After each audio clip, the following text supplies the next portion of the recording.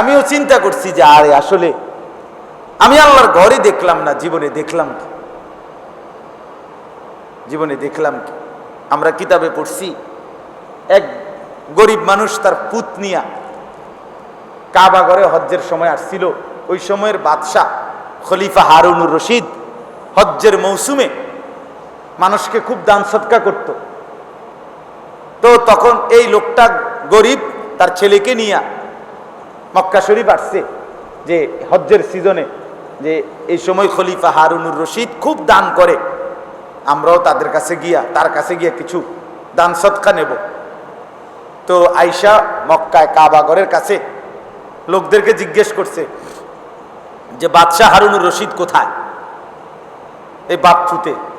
তো লোকেরা দেখাই দিছে ওই যে কাবার গিলাফের সামনে, দরজার সামনে দাঁড়াইয়া দোয়া করতেছে, ইনি হারুনুর রশিদ, যাও তুমি তার পিছনে গিয়ে দাঁড়াও, উনি মুনাজাত শেষ হইলে তোমার বলারটা তুমি বলিও। বুঝছেন না কথাটা? তো এই লোক আর তার ছেলেকে নিয়ে ওই কাবা শরীফের দরজার কাছে গিয়া বাদশাহ হারুনুর রশিদ, বিখ্যাত খলিফা, ওনার পিছনে গিয়া দাঁড়াইছে, দাঁড়াইয়া শুনতেছে উনি দোয়া করতেছে। উনি তখন আল্লাহর কাছে কি করতেছে? তো দোয়ার মধ্যে এমন কানতেছে উনি, ওই হারুনুর, আর কত কিছু যে আল্লাহর কাছে চাইতেছে। উনি ওনার নিজের জন্য বহু কিছু বলতেছে, আল্লাহ আমার এইটা ওইটা ওইটা ওইটা ওইটা। ওই বেটা মনোযোগ দিয়া শুনছে, শুননা কিছুক্ষণ পরে ফুতেরে সাথে ওনার ছেলেরে বলছে, বাপ কার কাছে চাইতাম আইলাম, যার কাছে চাইতে আসছি কিছু, তারই দিয়ে সমস্যার শেষ নাই। কথা বোঝেন নাই? সেই দিয়ে আরেকজনের কাছে চায়, তো যে নিজেই আরেকজনের কাছে চায় সে আমগরে কি দিব, আমগো অভাব কেমনে পূরণ করব? চল বেটা বাপ পুত মিলে তার কাছে না চাইয়া হে যার কাছে চায় আমরাও তার কাছে চাই। তিনি কে? বেটা বাদ দে, বেটা হারুনুর কিতা দিব, বেটা চল বাপ পুত তার কাছেই চায়। এজন্য এটা ভিন্ন বিষয়, আলাদা বিষয়। প্রকৃত দিল নিয়ে যদি আল্লাহ ঘরে যায়, আল্লাহ হেদায়েত দেয়। আমি আপনাদের জন্য দোয়া করি, আপনারাও আমার জন্য দোয়া করবেন। আল্লাহ তাআলা যেন আমাদের প্রত্যেককে আল্লাহর ঘর জিয়ারতের তৌফিক দান করে, বলেন আমিন। আল আকসা ফাউন্ডেশন ছেলেদের এই আয়োজন, তাদের এই ফিকির আল্লাহ যেন কবুল করে। এই নামের বরকতেও যেন আল্লাহ তাআলা তাদেরকে ইমাম মাহদী আলাইহিস সালামের সাথে অংশগ্রহণের তৌফিক দান করে। কারণ আল আকসার সদস্য যারা এবং এই ফিলিস্তিনের মজলুম মুসলমান আজকে যারা, চিরেই একদিন এদেরই বংশের তারাই এবং সারা পৃথিবীর ইমানদার নেককাররা ইমাম মাহদীর পক্ষে থেকে দাজ্জালের বিরুদ্ধে লড়বে। আর এই দাজ্জালের প্রধান বাহিনী হলো এই ইহুদিরা, এই ইসরায়েলের এই ইহুদি বেঈমানরা। এরা ধ্বংস হবেই, কোনো সন্দেহ নাই, কোনো সন্দেহ নাই, কোনো সন্দেহ নাই। এরাই দাজ্জালের অনুসারী, এরা দাজ্জালের বাহিনী। রাসূলুল্লাহ সাল্লাল্লাহু আলাইহি সাল্লাম বলছে, দাজ্জালের সাথে 24 ঘন্টা 70,000 ইহুদি তার প্রথম সৈন্যবাহিনী হিসাবে 70,000 70,000 ইহুদি সারাক্ষণ থাকবে। এজন্য এই ইহুদিরা মাহদীর সৈন্যদের হাতেই পরাজিত হবে, আকসার সৈন্যদের হাতেই ইনশাআল্লাহ পরাজিত হবে। আর আরেকটা জরুরি শেষ কথা হইল, মনে রাখবেন, মাহদীর পক্ষে দাজ্জালের বিরুদ্ধে লড়তে পারবে, নিজের ঈমান বাঁচাইতে পারবে তারা ফজরের নামাজের নিয়মিত মুসল্লি যারা। এটা একটা গুরুত্বপূর্ণ বিষয়, যে ফজরের নামাজ পড়ে না সে মাহদীর পক্ষ নিতে পারবে না, যে ফজরের নামাজ পড়ে না সে দাজ্জাল থেকে নিজের ঈমান বাঁচাইতে পারবে না। হ্যাঁ, দুইটা স্লোগান মারণ আর ঈমান বাঁচান এক কথা না, বুঝেন না? এই জন্য শুধু স্লোগান দিলেই তো না, আমরা তো স্লোগানে বিশ্বাসী। ইসলামের শত্রুরা হুঁশিয়ার, সাবধান। শত্রু যদি জিগায় যে দোস্ত তুমি আজ সারাদিনে মুইতা ফানি লইছুনি, কথা বল, তখন কি উত্তর? সারাদিনে 5 ওয়াক্ত নামাজ পড়ছুনি, তো তুমি বন্ধু হইলে কেমনে আর আমি শত্রু হইলাম কেমনে? আমরা যদি সমান সমান, নাউযুবিল্লাহ। আল্লাহ তাআলা আমাদেরকে তৌফিক দেন, কবুল করেন। আজকের এই মজলিসে আল্লাহ তাআলা আমাদেরকে বরকত দান করেন। হ্যাঁ, আমরা প্রত্যেকে আল্লাহর ঘর জিয়ারতের নিয়ত করলাম তো, এই নিয়তে এখন দোয়া করেন। আলহামদুলিল্লাহি রাব্বিল আলামিন। আল্লাহুম্মা আনতাস সালাম ওয়া মিনকাস সালাম, তাবারাকতা ইয়া দাল জালালি ওয়াল ইকরাম, ইয়া আরহামার রাহিমিন, ইয়া আরহামার রাহিমিন, ইয়া আরহামার রাহিমিন। রব্বানা আতিনা ফিদ দুনিয়া হাসানাহ ওয়া ফিল আখিরাতি হাসানাহ ওয়া কিনা আযাবান নার। রব্বিরহামহুমা কামা রব্বায়ানি সগীরা। মাওলায়ে করিম আপনি মাফ করে দেন, রব্বে করিম আপনি মাফ করে দেন। এই রাত গভীরে আপনি মাফ করে দেন। পেছনের জিন্দেগির সমস্ত নাফরমানি মাফ করে দেন। সামনের জীবন ঈমান আমলের দৌলত দান করেন। আল্লাহ, জীবনটা কাজে লাগাবার তৌফিক দান করেন। হায়াতের বাকিটুকু সময় কদর করবার তৌফিক দান করেন। গুনাহ থেকে বাঁচবার হিম্মত দান করেন। নেক আমলের পাবন্দি দান করেন। আল্লাহ, একটা একটা গুনাহ থেকে বাঁচবার মতো শক্তি দান করেন। প্রতিটা ইবাদত করবার মতো শক্তি দান করেন। ওয়া মিন সাইয়্যাতি আ'মালিনা মান ইয়াহদিহিল্লাহু ফালা মুদিল্লা লাহু ওয়া মান ইউদ্লিলহু ফালা হাদিয়া লাহু। ونشهد أن لا إله إلا الله وحده لا شريك له ونشهد أن سيدنا وحبيبنا ومولانا محمدا عبده ورسوله. أما بعد فأعوذ بالله من الشيطان الرجيم. بسم الله الرحمن الرحيم.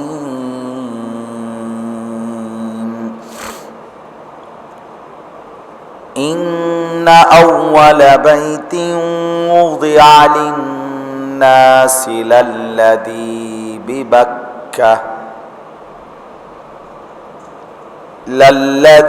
ببكة مباركا وهدى للعالمين.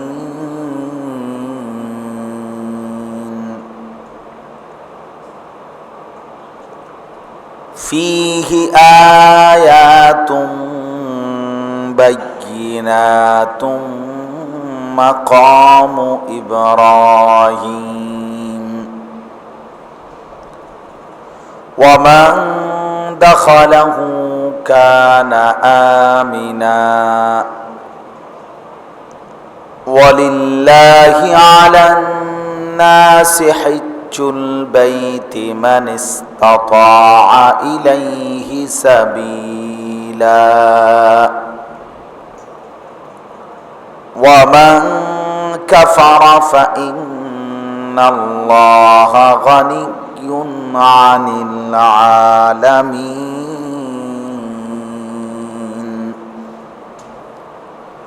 صدق الله مولانا العظيم. وقال النبي صلى الله عليه وسلم من حج لله فلم يرفث ولم يفسق رجع كيوم ولدته أمه. اللهم صل على محمد وعلى آل محمد كما صليت على إبراهيم وعلى آل إبراهيم إنك حميد مجيد. اللهم بارك على محمد وعلى آل محمد كما باركت على إبراهيم وعلى آل إبراهيم إنك حميد مجيد سبحانك لا علم لنا إلا ما علمتنا إنك أنت العليم الحكيم الحمد لله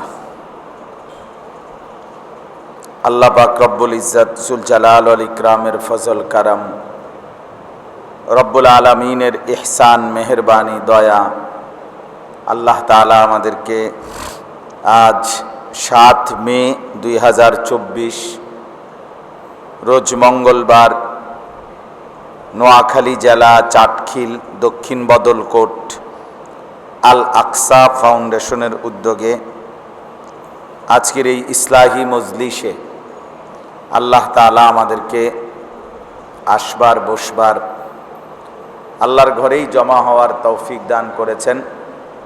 এই জন্য সকলেই বলি আলহামদুলিল্লাহ। মুআজ্জাজ মোহতারাম হাজিরিন, শ্রদ্ধেয় হজরত মাওলানা হারিস উদ্দিন সাহেব দামাত বারাকাতুহুমুল আলিয়া আপনাদের মাঝে বয়ান করতেছিলেন, গুরুত্বপূর্ণ নসিহত করছিলেন। ইলমে আমলে বয়সে সব দিক থেকেই তিনি আমার সিনিয়র, আমার চাইতে বয়সে ইলমে আমলেও বেশি, তো আমার অনেক আগ থেকেই আলহামদুলিল্লাহ বাংলাদেশের সর্বত্র তিনি বয়ান করে থাকেন। আপনাদের কাছে কোরআনুল কারীম থেকে বলতেছিলেন, আপনারাও মনোযোগ দিয়ে শুনতেছিলেন। সূরা তাওবার আয়াতটি আপনাদেরকে শুনাইছেন। আল্লাহর ঘর মসজিদ আবাদ কাদের দ্বারা হয়, তাদের সিফাত, তাদের পরিচয়, মসজিদের সাথে সম্পৃক্ত কারা, মসজিদের সাথে জিন্দিগি কাদের, সব মিলাইয়া মসজিদওয়ালা, এদের পরিচিতিটাই আল্লাহ তাআলা হযরত যে আয়াতটা পড়ছেন সে আয়াতের মধ্যে তুলে ধরছেন। আল্লাহর প্রতি বিশ্বাস, আখিরাতের প্রতি বিশ্বাস, 5 ওয়াক্ত নামাজ আদায়, প্রতি বছর হিসাব করে যাকাত প্রদান, এবং সব কিছুতেই আল্লাহর ভয়, অন্য কাউকে ভয় করে না, অন্য কিছুর পরোয়া করে না। আল্লাহ তাআলা বলেন এদের দ্বারাই মসজিদ আবাদ হয়, এরাই মসজিদ আবাদকারী, এরাই মসজিদওয়ালা, এদের দিল মসজিদের সাথে সম্পৃক্ত। ফাআসা উলাইকা আন ইয়াকুনু মিনাল মুহতাদিন। আল্লাহ তাআলা বলেন এরাই হেদায়েতের উপরেই টিকে আছে, এমন মানুষগুলো। এই জন্য মসজিদওয়ালা হওয়া, মসজিদের সাথে সম্পৃক্ত হওয়া, এটা অনেক বড় একটা সৌভাগ্য। হাদিসের মধ্যে আছে, প্রিয় নবী সাল্লাল্লাহু আলাইহি ওয়াসাল্লাম, আমরা সবাই জানি এই হাদিসটা, 7 ধরনের ব্যক্তিকে আল্লাহ তাআলা কিয়ামতের দিন আল্লাহ তাআলার আরশের নিচে ছায়া দান করবেন। সেই 7 ধরনের ব্যক্তির মধ্যে এক ধরনের ব্যক্তি হলো তারা রজুলুন কলবুহু মুআল্লাকুন বিল মাসাজিদ, যাদের দিল মসজিদের সাথে ঝুলে থাকে, যাদের মন পড়ে থাকে মসজিদে, দিল পড়ে থাকে মসজিদ, যাদের অন্তর মসজিদের সাথে জুড়ে থাকে। তাহলে বোঝা গেল যারা মসজিদওয়ালা, যাদের দিল মসজিদের সাথে যাদের ওতপ্রোত সম্পর্ক,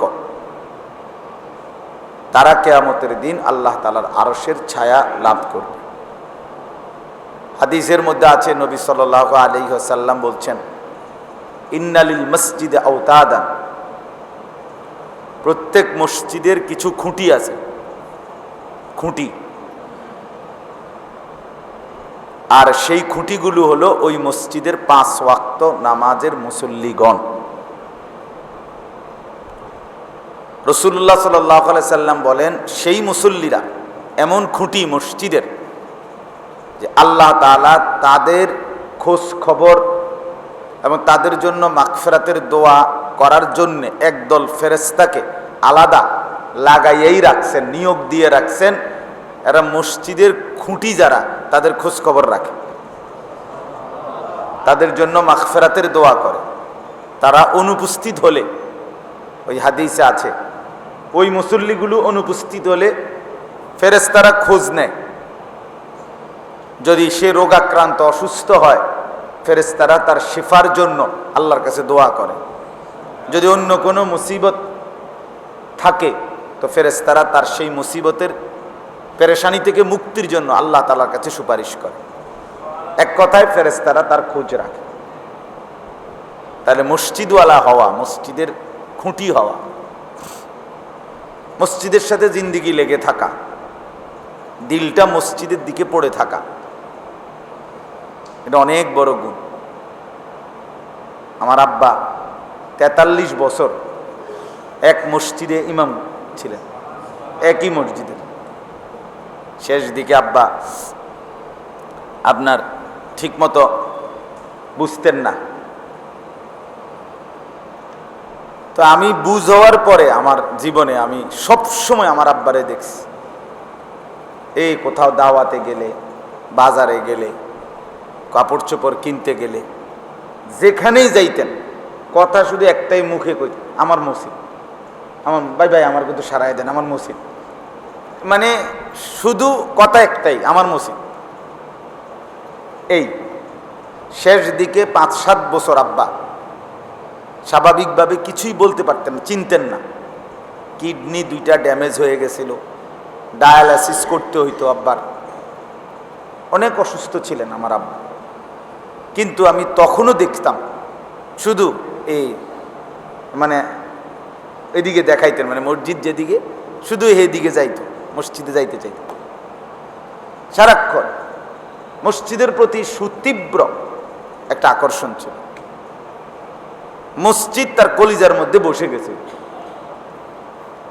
এই জন্য আমি মূলত হারিসউদ্দিন সাহেবের এই কথার কারণে বললাম, মসজিদের সাথে সম্পৃক্ত থাকা, আপনার পরিচয় যেন এমনটা হয়, এই লোকটা মসজিদের প্রতি খুব আন্তরিক, এই লোকটা মাদ্রাসার প্রতি খুব আন্তরিক। এই যে একটা পরিচয় আপনার নামে, এটা আপনার জন্য অনেক বড় একটা সার্টিফিকেট, অনেক বড় একটা পরিচয় আপনার, যে মানুষ আপনার ব্যাপারে এতটুকু মন্তব্য করে যে লোকটা মসজিদ মাদ্রাসার প্রতি আন্তরিক, মসজিদ মাদ্রাসার সাথে তার সম্পর্ক ভালো।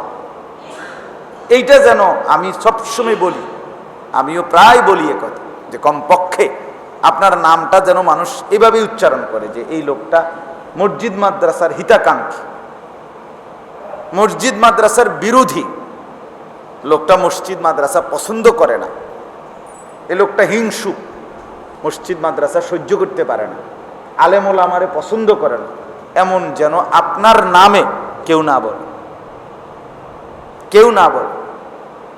এটা আপনার জন্য, আপনার জিন্দেগির জন্য, আপনার সারা জীবনের জন্য, আপনার বংশধরের জন্য মনে রাখতে হবে, এটা কলঙ্ক। আখিরাত তো বরবাদ হবেই হবে, আপনার ফ্যামিলি, পরবর্তী জেনারেশনও ক্ষতিগ্রস্ত হবে। প্রত্যেকেই এই কথাটা শুনতে হবে।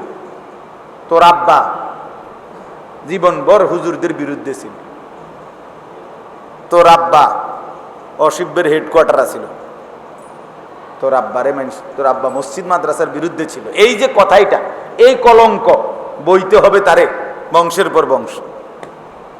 নাতির কব তোর দাদা ছিল এমন, তাহলে কি লাভ হইল? আপনি আপনার ফ্যামিলি বংশধরকেও বরবাদ করে গেলেন, আখিরাতটাও কি করলেন? বরবাদ করলেন, বরবাদ করলেন। এই জন্য মসজিদ মাদ্রাসার হিতাকাঙ্ক্ষী হওয়া, এটা যেন আমার জীবনের, আপনার জীবনের পরিচয় হয়। আমার শায়েখ আল্লামা মুফতি মুশতাকুন নবী সাহেব বলে, কোনো ব্যক্তি যদি মাদ্রাসার সাথে 3টা জিনিস দিয়ে সম্পর্ক করে, 1 নাম্বার হলো মাদ্রাসার জন্য দোয়া করে, 2 নাম্বার হলো মাদ্রাসার সন্তান পড়তে দেয়, নিজের হোক অন্যের হোক, 3 নাম্বার হলো দান সদকা করে, আশা করা যায় কিয়ামতের দিন এই মাদ্রাসাওয়ালাদের সাথেই এই লোকটা দাঁড়াবে। মাদ্রাসার সাথে এই 3টা সম্পর্ক মহল্লাবাসীর হওয়া চাই। দোয়া, আতফাল, আমওয়াল। দোয়া করবে, সন্তান দেবে, সম্পদ দেবে, দান সাদাকা করবে। এই জন্য আমরা আজকে যারা বসছেন, জোয়ান ভাইও যে কয়জন বসছেন, দয়া করে কেউ হাতে ধরা মোবাইল টিপবেন না। যাদের হাতে মোবাইল এটা দিয়ে রেকর্ডও করবেন না, এটা মোবাইল টিপি করেন না বৈশা। যার মোবাইল টিপা বাকি রয়েছে আপনি বাইরে যান, বাহিরে গিয়া রৌদ্রের মধ্যে মোবাইল টিপেন বসে বসে। মসজিদে খামখেয়ালি করবেন না দয়া করে, আমি কিন্তু এরপরে ধমক দেব। চলেন ভাই, তো বলতেছিলাম এটা জরুরি বিষয়, আমাদের সম্পর্ক যেন মসজিদের মধ্যে থাকে, মসজিদের সাথে থাকে। রাসূলুল্লাহ সাল্লাল্লাহু আলাইহি ওয়াসাল্লাম হাদিসের মধ্যে 3টা আমল আপনার বলছেন, 3টি আমল আল্লাহর রাস্তায় সীমান্ত পাহারা দিলে যেই মর্যাদা, সওয়াব, নেকি, সেই পরিমাণ নেকি। এর মধ্যে একটা হলো কাসরাতুল খুতা ইলাল মাসাজিদ, বেশি পায়ে বেশি কদমে মসজিদের দিকে যাও, মসজিদের দিকে যাও। কোরআনুল কারীমের মধ্যে আছে সূরা ইয়াসিনের মধ্যে, ওয়া নাকতুবু মা কদ্দামু ওয়া আসারাহুম, এই আয়াতের তাফসীরের মধ্যে আছে নবী সাল্লাল্লাহু আলাইহি সাল্লাম একদিন মসজিদের প্রতিবেশী যারা সাহাবীদের মধ্যে যারা মসজিদে নববীর কাছাকাছি, মসজিদের সাথে কাছাকাছি ঘর, তাদের খুব মর্যাদা বলছেন যে তোমরা মসজিদের বরকতে, মসজিদের পাশে থাকার কারণে তোমরা সব মসজিদওয়ালা। গ্রাম দেশে অনেক মসজিদওয়ালা বাড়ি, ঠিক না, মসজিদওয়ালা মহল্লা। তো এই তো দূরের সাহাবীরা তারা আয়েশা নবী সাল্লাল্লাহু আলাইহি সাল্লামকে বলছি, ইয়া রাসূলুল্লাহ, আমরা সব আমরা জায়গা জমি বেচা মসজিদের লগে সবাই আমরা কি করব, জায়গা কিনবো, ঘর করব। তখন আল্লাহ তাআলা কোরআনের এই আয়াত নাজিল করে বলছেন যে না, একবারে লগে লাগিয়া ঘর করতে হবে না, বরং দূর থেকেও যদি নিয়মিত মসজিদে আসা যাওয়া করো, আমি আল্লাহ তাআলা তোমাদের ওই কদম, আস্তে আস্তে যে পাওগুলো, কদমগুলো ব্যবহার হইল, এইগুলোও গুণে হিসাব করে নেকি হিসাবে আমলনামার মধ্যে লিখে রাখবে। ওয়া নাকতুবু মা কদ্দামু ওয়া আসারাহুম, ওয়া আসার মানে পদচিহ্ন, পায়ের চিহ্নগুলো আমি লিখব, হিসাব করে লিখব। তাহলে মসজিদের সাথে সম্পৃক্ত থাকার ক্ষেত্রে সাহাবায়ে কেরামের আগ্রহ ছিল অনেক। রাসূলুল্লাহ সাল্লাল্লাহু আলাইহি ওয়াসাল্লামের জিন্দেগীর সমস্ত কার্যক্রম মসজিদ কেন্দ্রিক পরিচালিত হইত।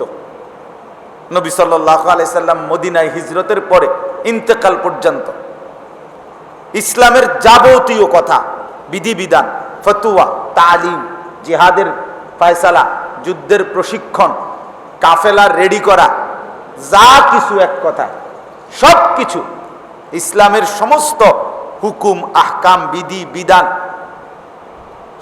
শেখানো সব কিছুই মসজিদে নববীকে কেন্দ্র করেই করতেন। মসজিদে নববীর মধ্যেই হতো সব। তাহলে মসজিদ ইমানদার মুসলমানদের পুরা ইসলামের সমস্ত কার্যক্রমের কেন্দ্র, মারকাজ। বলেন আলহামদুলিল্লাহ, এটাই হওয়া উচিত। আমাদের মানসিকতা হইল 2 রাকাত সুন্নত পড়তে পড়তেই মুয়াজ্জিন খাদেম খটর খটর শুরু করে মসজিদ বন্ধ করতে। বাইরন তাড়াতাড়ি বাইরন বারিন্দাত নামাজ পড়েন। ভিত্তি আর জায়গা নাই মসজিদিরা, এনে বেশিক্ষণ বয়ন যেত না। তাহলে এই জন্যই তো মসজিদের মূল উদ্দেশ্য তো ছিল এই যে মসজিদে যাতে যত কম বসা যায়, এই জন্যই তো মসজিদ বানানো হয়েছিল। হিসাব চিন্তা করে দেখ, মানুষের মানসিকতা, এটা বলে মুয়াজ্জিনের দোষ না, মানে মহল্লার সবাই মিললে মানসিকতাটাই এই বানায় নিছে। যত দ্রুত সম্ভব মসজিদ থেকে বাইর করবেন, বেশিক্ষণ মসজিদ খোলা রাখবেন না। অথচ মসজিদ ছিল মুমিনের 24 ঘন্টার কেন্দ্র, 24 ঘন্টার কেন্দ্র। এটাই ছিল, হওয়া উচিত ছিল। ফেনী জামিয়া রশিদিয়া মাদ্রাসা আমাদের অনেকের কাছে, প্রায় সবার কাছে পরিচিত মাদ্রাসা। বাংলাদেশের বর্তমানে শ্রেষ্ঠ যে কয়টা মাদ্রাসা, এলেমে আমলে তাকওয়ায় সর্বগুণে আলহামদুলিল্লাহ, এমন একটা মাদ্রাসা হলো রশিদিয়া মাদ্রাসা। এই বছরও প্রায় 7,500 মতো ছাত্র সেখানে ভর্তি হয়েছে। 7,500, প্রায় 200-র মতো উস্তাদ শিক্ষক সেখানে আছে। তো ওইখানের যে মসজিদ, এই হাজার হাজার ছেলে যে মসজিদে নামাজ পড়ে, লম্বা মসজিদ, 4টা ঘর মসজিদের, এগুলো ওনাদের ওই মসজিদে আপনি যে কোনো সময় গিয়ে দেখতে আসেন, ওই মসজিদের কোনো দরজা নাই, এই দরজার পাল্লা লাগানো দরজা নাই, মানে ঢুকারে আছে কিন্তু কি দরজা লাগায় না, আর কি সিস্টেম নাই।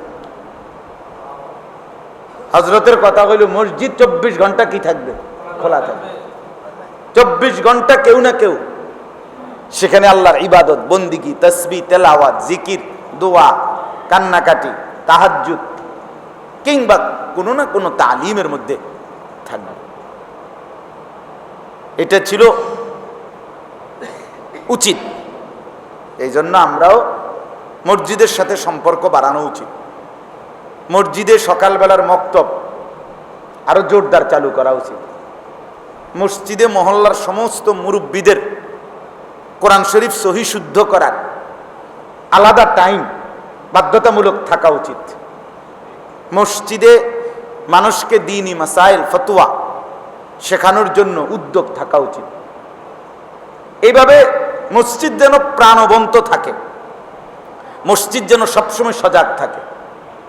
আমাদের দেশে দিন দিন বয়স্ক মুরব্বীরা তো কোরআন সূরা কেরাত, দোয়া কালাম তো শিখেই না, বাচ্চাদের যে মক্তব সেটাও একদম কমতে কমতে বন্ধ হওয়ার পথে। ইমাম সাহেব, মুয়াজ্জিন, এখন দেখি সকালবেলা ফজরের নামাজের আধা ঘন্টা 20 মিনিট পরে মাইকে ডাকে, বাচ্চারা তোমরা যারা মক্তবের ছাত্র আছো তোমরা সবাই মক্তবে আসো।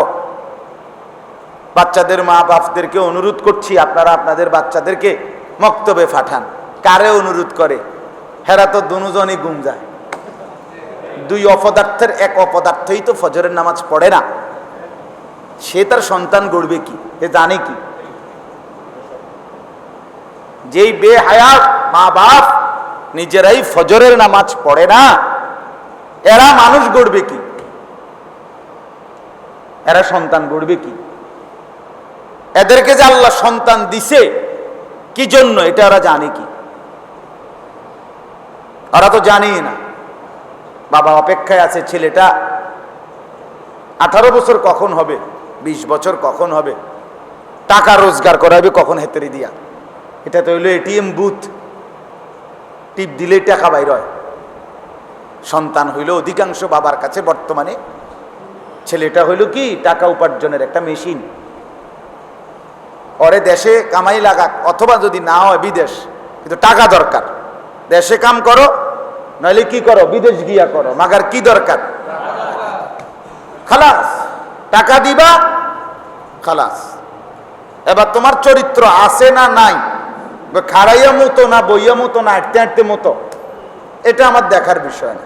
সারা রাত উলঙ্গ ছবি দেখো আর না দেখো এটাও কোনো বিষয় না। বিষয় হলো টাকা দিচ্ছে কিনা। টাকা দিলে লাইনে আছে, টাকা না দিলে বেলাইনে হয়ে গেছে।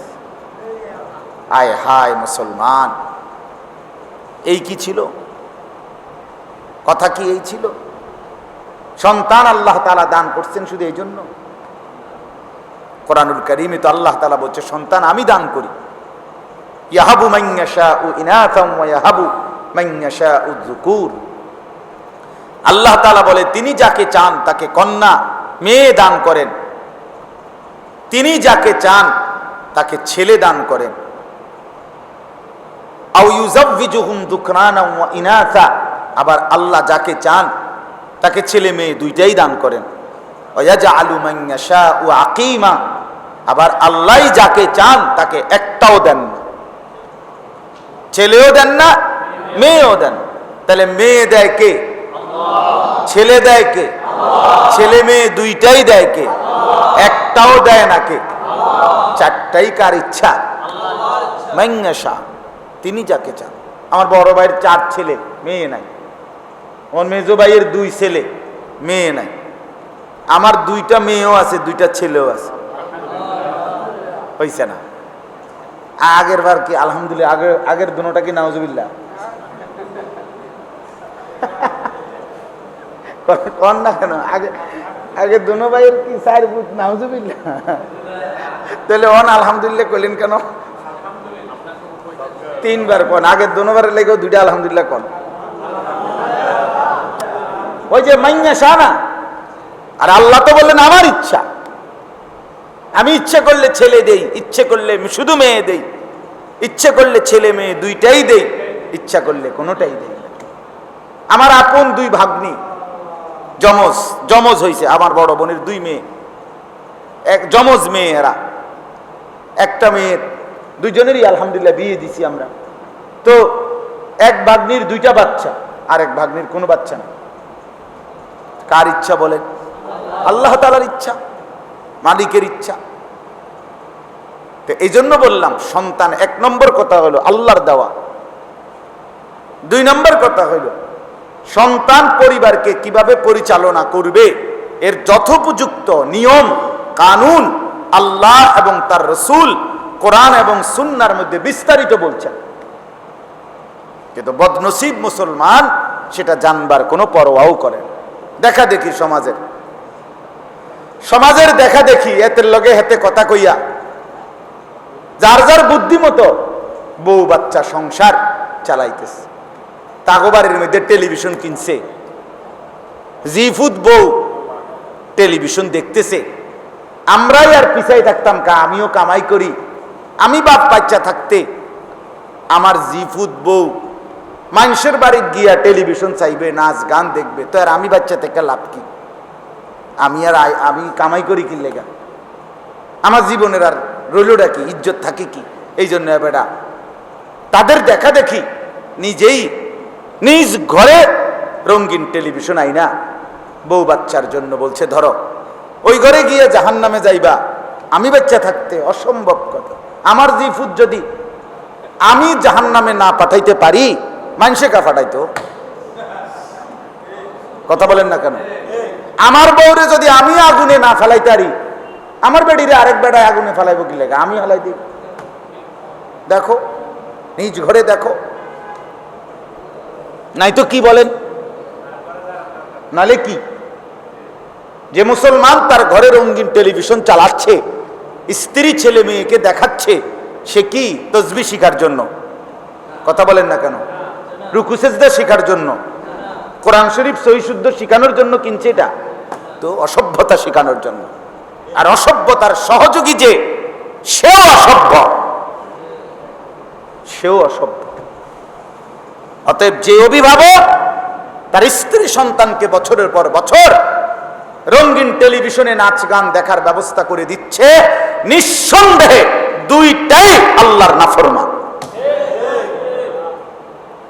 দোনোটাই, স্বামী স্ত্রীও নাফরমান, বাপ ফুতো নাফরমান, 2টাই নাফরমান। মন্দ কাজের সঙ্গীও মন্দ, নেক কাজের সঙ্গীও নেককার।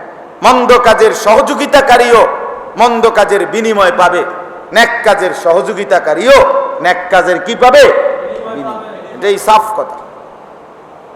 আলিমাত নাফসুম মা কদ্দামাত ওয়া আখারাত, রব্বুল আলামিন বলে, বান্দা কিয়ামতের ময়দানে দেখতে পাবে তোমার একটা হলো তুমি নিজ হায়াতে যা করেছো তা, আরেকটা হলো তুমি দুনিয়ার মধ্যে যাওয়ার সময়, দুনিয়া থেকে বিদায় নেওয়ার সময় যা রেখে গিয়েছো ভালো কিংবা মন্দ, সেগুলোর থেকে তোমার নামে এসেছে যা, দুইটাই মিলাইয়া যোগ।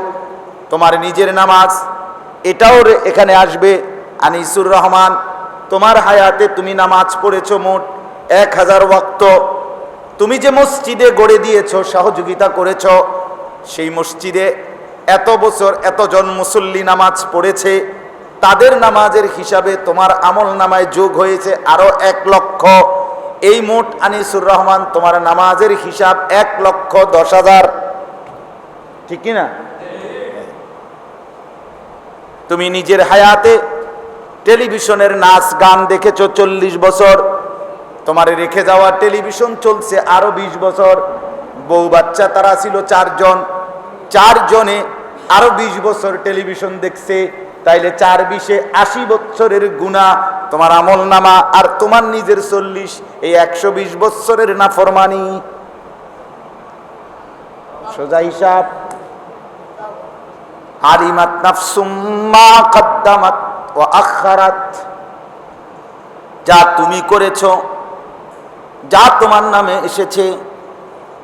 ইউনাব্বাউল ইনসানু ইয়াউমা ইদিম বিমা কদ্দামা ওয়া আখার, একই আয়াত।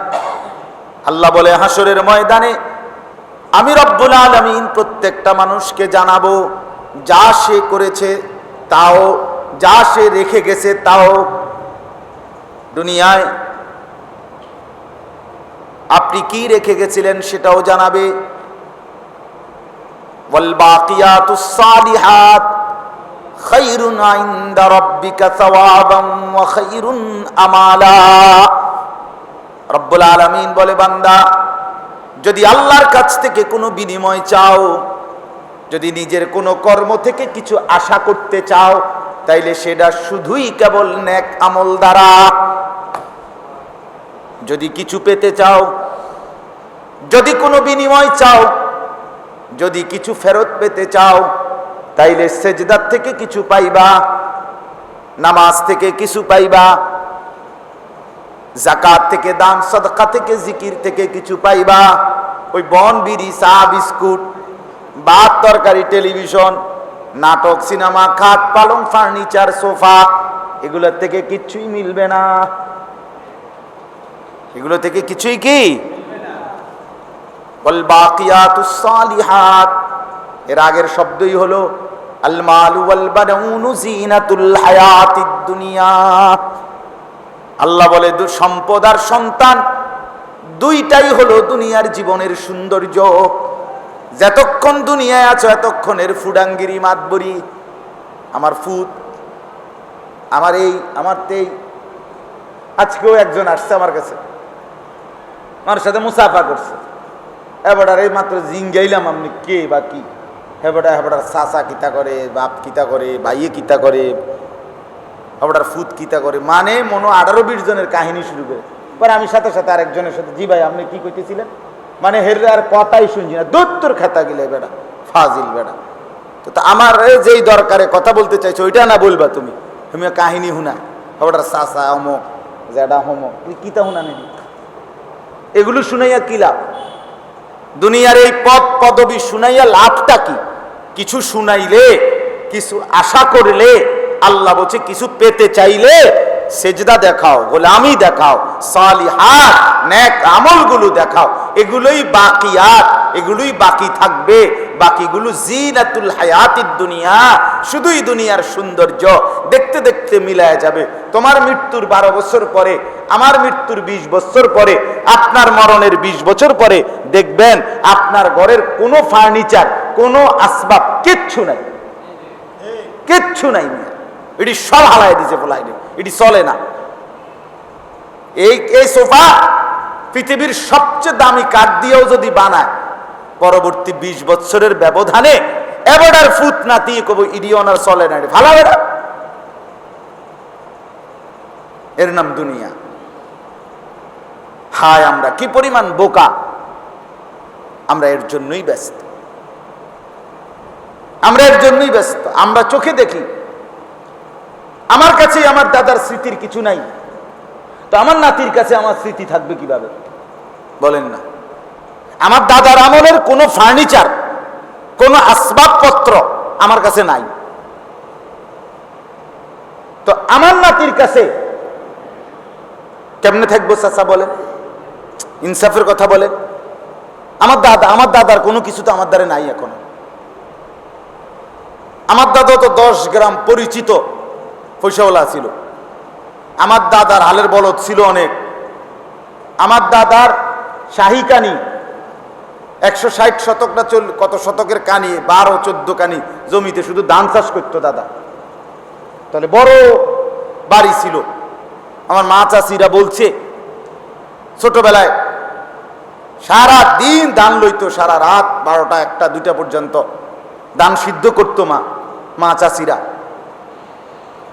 তাইলে সেই দাদা, সম্পদশালী বিত্তশালী দাদার রেখে যাওয়া ঘর, আসবাব, খাট, পালং, চেয়ার, টেবিল, নুনের বাটি, কাচের গ্লাস, কই কিচ্ছু তো নাই এখন, কিছুই নাই, একটা জিনিসও নাই। আমার জ্যাঠারে জিগাইছি, আমার জ্যাঠা মারা গেছে অল্প কিছুদিন আগে, কই উনার কাছেও কিছু নেই।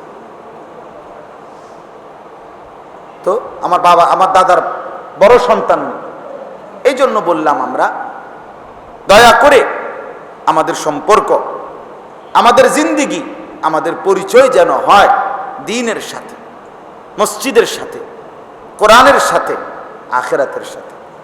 এটা আমার প্রথম কথা। আমি অনুরোধ করলাম আপনারা একজন শুনেন আর 10 জন শুনেন, এই নিয়ে কোনো মাথা ব্যথা নাই।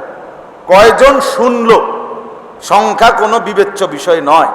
আল্লাহর কথা একজন শুনলেও, একজনের কাছে বলতে পারলেও নিঃসন্দেহে এটা গনিমত, এটা সৌভাগ্য, এটা অনেক বড় সুযোগ,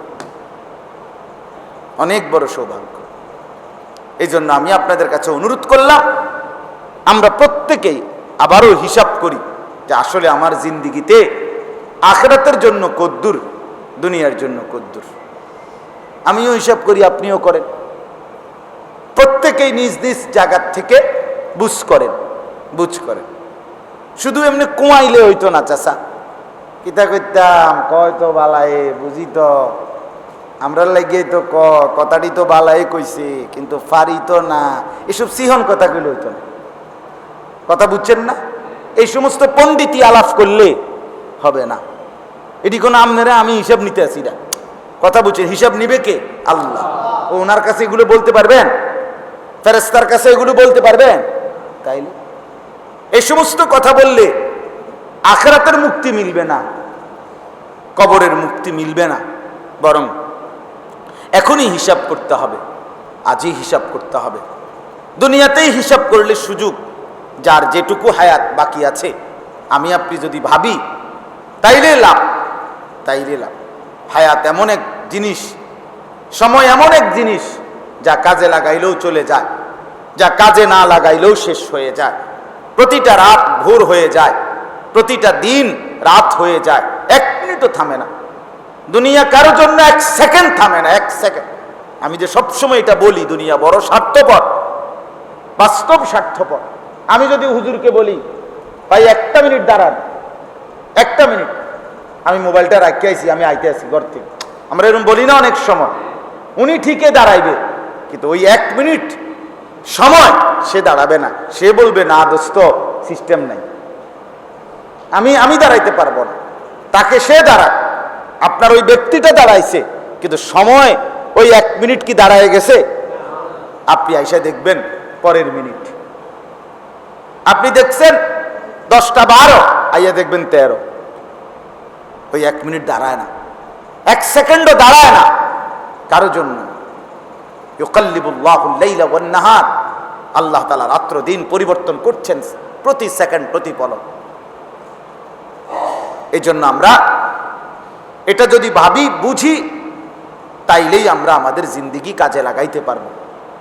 আমাদের উচিত আমাদের এই দিবানিশি বয়ান, এই ছোট বড় যত মজলিস হয়, ওলামায়ে কেরাম আপনাদেরকে যাই বলে, সব কথার মূল মাকসাদ কলিজার ভিতরে আখিরাতের ফিকির তৈরি করা, আখিরাতের ফিকির তৈরি করা।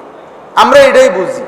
কেউ যদি বলে হুজুরদার কাছে আর কোনো কথা নাই, শুধু এই মাটির তলে আর আসমানের উপরের কথা, এইটাই, আর নাই কথা, আমনের সহ্য হয়নি স্যার, আর কথা নাই আমরার কাছে এই কথা। আপনি অন্য কথা শুনতেন স্যার, তো সাদওয়ানে যান, দেখবেন পৃথিবীর শ্রেষ্ঠ বুদ্ধিজীবীরা সাদওয়ানে কথা কইতেছে। আপনি কি শুনতেন স্যার? কি দরকার? আমেরিকার কোনো বুদ্ধি দরকার? আমাদের দেশে সাদওয়ানে যান। ডোনাল্ড ট্রাম্প, তারও যদি বুদ্ধি, তার বাপেরও যদি কোনো বুদ্ধি লাগে, আমরা দেশের চা দোকানে যথেষ্ট পরিমাণ বেকার বুদ্ধিজীবী, নিজের বন নিজে খায়, চা নিজের, পয়সা নিজের, বুদ্ধি দিতে আছে সারা পৃথিবীরে, এরকম আজাইরা ফালতু সব সময় আছে। আপনি গিয়ে দেখেন, প্রচুর বুদ্ধিজীবী, অসংখ্য বুদ্ধিজীবী চা দোকানে বসবাস করে, চা দোকানে বসে বসে গপ মারে, বুদ্ধি দেয়। তাহলে আপনি বা আরো কথা যা শুনতে চান তাদের কাছ থেকে শুনেন। ওলামায়ে কেরাম আপনাকে আখিরাতের কথাই বলবে, পরকালের কথাই বলবে, কবরের কথাই বলবে। দুনিয়া বুঝাইবার লোকের অভাব নাই, আখিরাত মনে করাইবার লোক নাই। হ্যাঁ মিয়া, আমি নিজে দেখছি, আমার বাসার পাশে তরকারি করে এক লোক, তরকারির ক্ষেত, এই ফুলকপি, পাতাকপি, ধুন্দুল, কইডা, এগুলো চাষ করে উনি। প্রায় সময় দেখি এই ওনার কাছে, বেটা কৃষক, ওর কাছে দেখি প্রাইভেট কার দিয়া এই বিভিন্ন বীজ, চারা, এগুলোর কোম্পানির লোকরা একবারে স্যুট বুট পরা, হ্যাঁ দামি পোশাক আশাক পরা, প্রাইভেট কার দিয়ে আইসা এবারে ক্ষেতের কাছে বসে বসে বুঝায়। 4জন 5জন দেখি ওই সার, তারপরে বীজ, বিভিন্ন দানা ইত্যাদি ইত্যাদি, এগুলো তারা অফিসাররা, বিভিন্ন কোম্পানির লোকেরা আইসা আইসা কি করে বুঝায়। আমার বিল্ডিংয়ের যে বেটা রাজমিস্ত্রি, সে, আমি তারে দেখছি আমার 1 বছর বিল্ডিংয়ের কাজের ক্ষেত্রে 2-3 দিনেই সে ঢাকা গেছে। আমি বললাম কি লেগে গেছেন? কয় যে হুজুর এই সিমেন্ট কোম্পানিরা সেমিনার করে, কইরা কি বুঝায়, পুরা বিল্ডিংয়ের কেমনে কি করতে হবে গুনাগুন, এই রাজমিস্ত্রি করে কি দেয়, প্রশিক্ষণ দিচ্ছে। তাহলে দুনিয়া বুঝাবার লোকের কি নাই? অভাব, অভাব নাই, অভাব নাই। কিন্তু লাখ লাখ যুবক ফজরের নামাজ পড়ে না, তাকে মনে করাইবার জন্য তার বাপও নাই, তারে ফিরাইবার জন্য আপন মাও নাই। মানুষ তো দূরে, লক্ষ লক্ষ সন্তান প্রতিদিন রাতে নিজ ঘরে, মা বাপ জীবিত, মুসলমান, সারা রাত উলঙ্গ ছবি দেখতেছে মোবাইলে, ফেরাইবার কেউ নেই, ফেরাইবার কেউ। 20 বছর ধরে এই ঘরে রঙিন টেলিভিশন চলতেছে, প্রতিদিন নাচ গান নর্তকীর ছবি চলতেছে। এদেরকে যেগুলো যে গুনাহ, এদের জাহান্নামের আগুন, এটা এ কথা মনে করাইবার কেউ নাই, ঘরের কেউ নেই, আপনজন কেউ নাই, সবাই হাল ছেড়ে দিছে। মেয়েটা বেপর্দা, স্ত্রী বেপর্দা, বুঝাইবার কেউ নাই। এই জন্য আসলে তো আখিরাত বুঝানোর লোকই নাই, পরকাল মনে করাইবার লোক তুলনার হারে। খবর কই না, প্রতিদিন যদি বাংলাদেশে 70টা টিভি চ্যানেল থাকে, এক একটা চ্যানেলে সংবাদ পাঠ করে পুরুষ নারী হাজার হাজার, শত শত, সব মিলাইলে, তাহলে দুনিয়ার খবর বলার জন্য কি পরিমাণ লোক নিয়োগ দিয়ে রাখছে কোম্পানি, আখিরাতের কথা বলার জন্য লোক কই?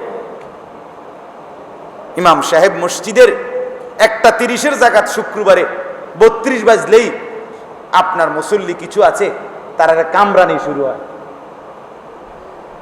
তারা সহ্য হয় না, আখিরাত বুঝতে চায় না, আখিরাত শুনতে চায় না, আখিরাত শুনতে চায় না। তাই এই জন্য বাপ, আমার একটা প্রথম কথা হলো, এই ইসলাহি মজলিস আপনাদের আরো দরকার। আপনারা যদি সবাই মিলে আন্তরিকতার সাথে উদ্যোগ নেন, কম লোক হোক, 5 জন শুনুক।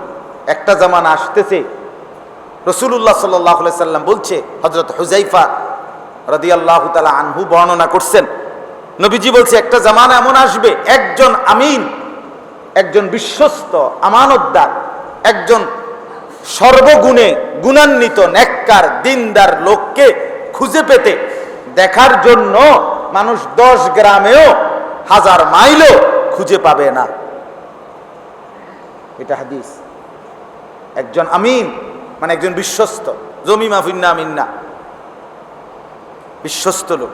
এই লোকটি চরিত্রবান, বিশ্বস্ত, তার উপরে আস্থা রাখা যায় এমন একজন লোক খুঁজে পেতে কষ্ট হয়ে যাবে, কষ্ট হয়ে যাবে। একটা মহল্লায় যদি আপনার 2-4-5 হাজার পুরুষ নারী মিলে, বাচ্চা মিলে থাকে, এখনই তো হালাত ফজরের নামাজে 5 জন মুসল্লি মিলাইতেও কষ্ট হয়, 10 জন মুসল্লি মিলাইতে কষ্ট হয়, কি পরিমাণ নাফরমান।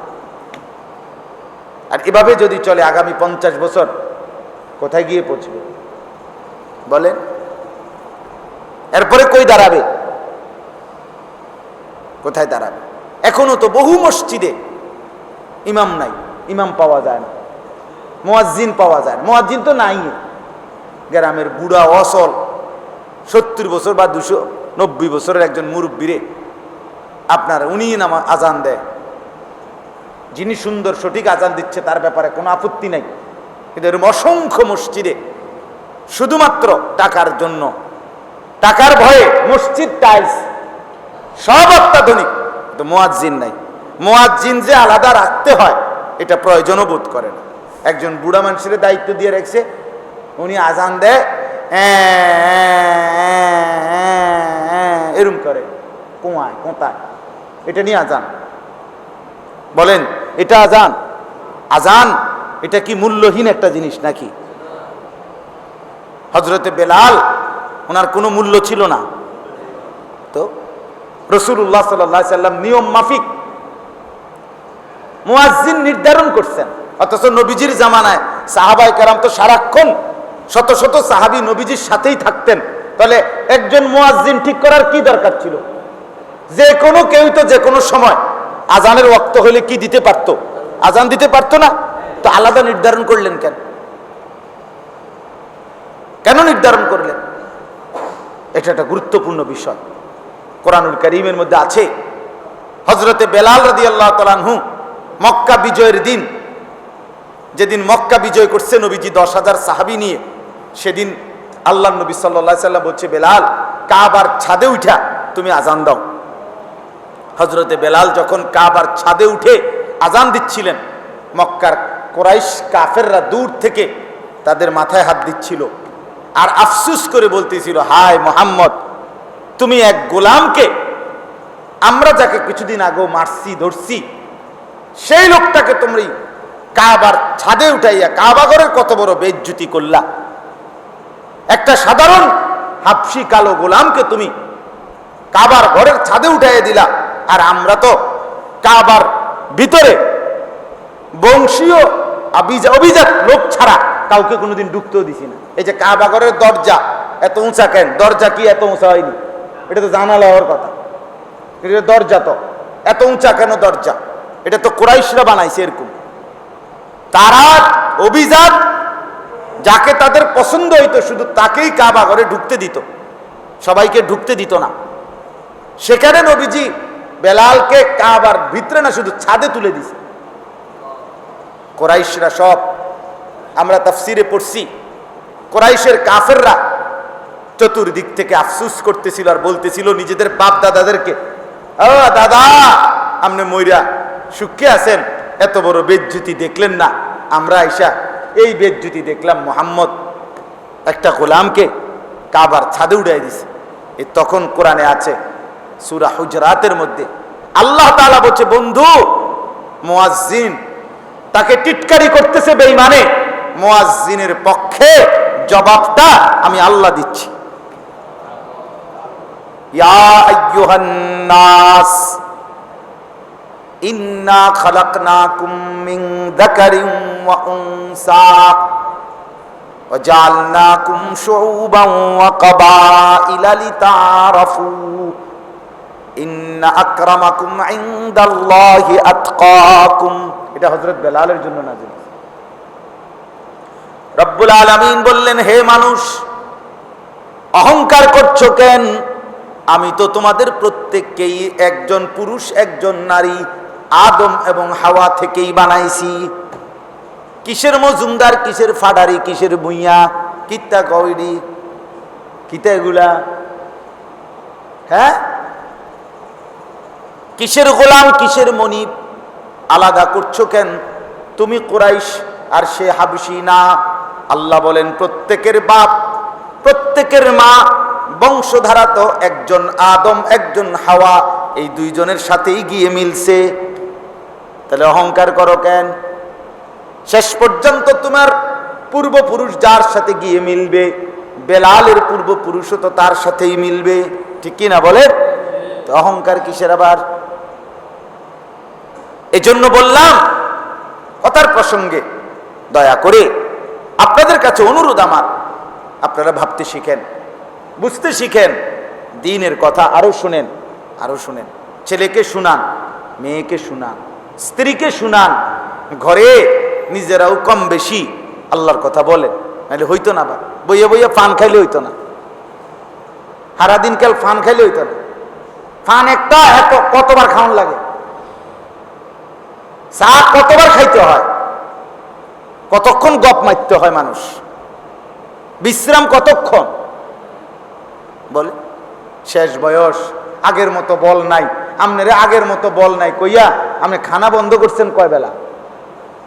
আগের মতো বল নাই কইয়া হোতা বন্ধ করছেন কয় বেলা? আপনি তো সবই করছেন, তাহলে আপনি আল্লাহর কথা বলতে, নামাজের কথা বলতে অসুবিধা কোথায়? অসুবিধা? আমার একজন তালুই ছিল, আমি বৃদ্ধ বয়সেও দেখছি উনারে, আজীবন আমি ওনার মৃত্যু পর্যন্ত দেখছি। উনি ফজরের নামাজের আজান দিতেন, আর একটা চুঙ্গির মতো টিনের বানানো চুঙ্গা, এইটা দিয়া পুরা গ্রাম হাঁটতেন ফজরের নামাজের আজান দিয়া ফজরের জামাতের আগ পর্যন্ত। আমি নিজে দেখছি, বাড়ি বাড়ি গিয়া, হ্যাঁ, সময় নাই, সময় নাই, সময় নাই, জলদি আসেন, এইভাবে ডাকতো গিয়ে। অর্থাৎ মানুষকে বুড়ো বয়সেও ডাকত। হিম্মত থাকলে, ফিকির করলে, মনের মধ্যে আগ্রহ থাকলে, আখেরাতের প্রেরণা থাকলে, কোন মুসলমান নিজের স্ত্রী সন্তানকে বেনামাজি শুইতে দেখা আল্লাহর কসম তার মুখে হাসি ফুটার কথা না, তার বাপ হজম হওয়ার কথা না, তার ঘুম আসার কথা না। কিন্তু আমরা দেদারসে ঘুমাচ্ছি, আমাদের ঘুমও আসে, ভাতও হজম হয়, আমাদের রাতও কাটে, দিনও কাটে। আল্লাহ তাআলা এই পৃথিবীতে আমাদের জন্য, মানুষের জন্য এই জমিন তৈরি করে প্রথম যেই ঘর মানুষের বসবাসের জন্য, মানুষের জীবন ধারণের জন্য প্রথম আল্লাহ তাআলা মানুষের থাকার ঘর বানায় নাই, আগে আল্লাহ ইবাদতের ঘর বানাইছে। ইবাদতে, এই জন্য এক মানুষের প্রথম স্বপ্ন যে আমার ইবাদতের ব্যবস্থা হইল কিনা আগে, এরপরে হইল আমার দুনিয়ার থাকা খাওয়ার ব্যবস্থা, আগে হইল আমার ইবাদতের ব্যবস্থা। এই আয়াতটাই আমি আপনাদের সামনে পড়ছি। আল্লাহ তাআলা বলতেছেন, ইন্না আউওয়ালা বাইতিন, নিশ্চয়ই প্রথম ঘর, প্রথম ঘর, উদিআ লিন্নাস, মানুষদের জন্য বানানো হয়েছে এই পৃথিবীতে, লাল্লাযী বিবাক্কা, সেটা যেটা মক্কায় অবস্থিত কাবা। এই জমিনের প্রথম ঘরের নাম কি? এটা ইবাদতের জন্য, এটা ইবাদতের জন্য আল্লাহ মানে। এই পৃথিবী পানির উপরে ভাসমান ছিল। আল্লাহ তাআলা যখন মাটি বানাইবার সিদ্ধান্ত নিলেন, তখন এই কাবা যেখানে, এই জায়গার মধ্যে পানি সর্বপ্রথম জমাট বেঁধে আল্লাহর কুদরতে মাটির চাকা হইছে, একটু উঁচা হইছে, আর এখান থেকেই ফেরেশতাদের মাধ্যমে টেনে বাকি পৃথিবীতে আল্লাহ তাআলা মাটি জমিনে ছড়িয়ে দিয়েছেন। আর এই জায়গাতেই প্রথম মাটিতে, প্রথম জমিনে আল্লাহ তাআলা মানুষের জন্য প্রথম যে ঘরটুকু বানাইছেন, সে ঘর হলো ইবাদতের ঘর, সেই ঘর হলো আল্লাহর ঘর, সেই ঘর হলো কাবা। কাবা। তাহলে ইন্না আউওয়ালা বাইতিন উদিআ লিন্নাস, নিশ্চয়ই প্রথম ঘর যা মানুষের জন্য বানানো হয়েছে, লাল্লাযী বিবাক্কা, সেটাই যেটা মক্কায়, মানে কাবা। কাবা তাহলে আমাদের জীবনের প্রথম স্বপ্ন, মুসলমানের প্রথম স্বপ্ন হবে আমার সন্তানের, আমার পরিবারের, আমার নিজের জিন্দিগির আল্লাহর ইবাদত। আমার মহল্লার মসজিদ আছে কিনা, আমার এলাকায় ঘর, আল্লাহর ঘর আছে কিনা, আমার সন্তানাদের জীবন আল্লাহর ঘরের সাথে সম্পৃক্ত হলো কিনা। তাইলেই আল্লাহ তাআলার এই জমিন সৃষ্টির প্রথম উদ্দেশ্য হাসিল হবে, অর্জন হবে, অর্জন হবে। তাইলে আপনাদের কাছে আমি এটা শুনাইবার একটা উদ্দেশ্য আছে। উদ্দেশ্য হলো আল্লাহর ঘর কাবা, জমিনের প্রথম ঘর। এটা তো আপনি বুঝলেন যে জমিনের প্রথম ঘর ইবাদতের ঘর। জমিনের প্রথম ঘর কিসের ঘর? ইবাদতের ঘর। দ্বিতীয় উদ্দেশ্য হইল এই কথা বুঝানো যে এই মাস এখন পুরাপুরি হজ্জের মাস। শাওয়াল, জিলকাদ, জিলহজ, এটা হলো হজের মাস। এজন্য হজ্জের এই পবিত্র মাসগুলোতে হজের কথা মনে করা, হজের কথা আলোচনা করা উচিত, উচিত। এটা যেন আল্লাহর বান্দাদের দিলের মধ্যে আল্লাহর ঘর জিয়ারতের, কাবা জিয়ারতের, আল্লাহর ঘরের হজ করার কথা দিলের মধ্যে আসে। এটা মনে করানো উচিত, দোহরানো উচিত। এই নিয়তে আমি এই আয়াতটা পড়ছি। তাহলে এখানে আপনি শুনলেন যে জমিনের মধ্যে আল্লাহ তাআলা প্রথম মাটি সৃষ্টি করে প্রথম ঘর বানিয়েছেন কোনটা? কাবা। কাবা। নবী সাল্লাল্লাহু আলাইহি সাল্লামকে আবু যর গিফারি রাদিয়াল্লাহু তাআলা আনহু জিজ্ঞেস করছেন, ইয়া রাসূলুল্লাহ, জমিনের মধ্যে প্রথম মসজিদ কোনটি? নবী সাল্লাল্লাহু আলাইহি সাল্লাম বলছে, কাবার চতুর্পাশে যেই মসজিদ, মসজিদে হারাম। এরপরে সাহাবী জিজ্ঞেস করলেন, ইয়া রাসূলুল্লাহ, এরপরে কোনটা? এই জমিনে আল্লাহর সৃষ্টিতে দ্বিতীয় মসজিদ কোনটি? সেটা হলো রাসূলুল্লাহ সাল্লাল্লাহু আলাইহি সাল্লাম বলছে মসজিদে আকসা, এই ফিলিস্তিনে বাইতুল মুকাদ্দাসে, এই যেই আকসার নামে এই ফাউন্ডেশন আল আকসা মসজিদ, এটা দ্বিতীয় মসজিদ। রাসূলুল্লাহ সাল্লাল্লাহু আলাইহি সাল্লামকে সাহাবী জিজ্ঞেস করলেন, ইয়া রাসূলুল্লাহ, দুই মসজিদের মাঝে ব্যবধান কত দিনের? মানে মসজিদে হারাম আর মসজিদে আকসা দুইটার মধ্যে ব্যবধান কত দিনের? নবী সাল্লাল্লাহু আলাইহি সাল্লাম বলছে আরবাউনা সানা, 40 বছরের ব্যবধান। প্রথম কাবার চতুর্দিকে কাবা আল্লাহ তাআলা তৈরি করেছেন আদম আলাইহিস সালামের মাধ্যমে। তার চারদিকেরটা হলো মসজিদে হারাম, আর এরপরে মসজিদে আকসা। তাফসীরের মধ্যে আছে ইব্রাহিম আলাইহিস সালামই কাবা পুনর্নির্মাণ করছেন, এবং একটি বর্ণনা এটা যে ইব্রাহিম আলাইহিস সালামই পরবর্তী 40 বছর পরে মসজিদে আকসা প্রথম বানাইছেন। পরবর্তীতে সুলাইমান আলাইহিস সালাম সেটা পুনর্নির্মাণ করে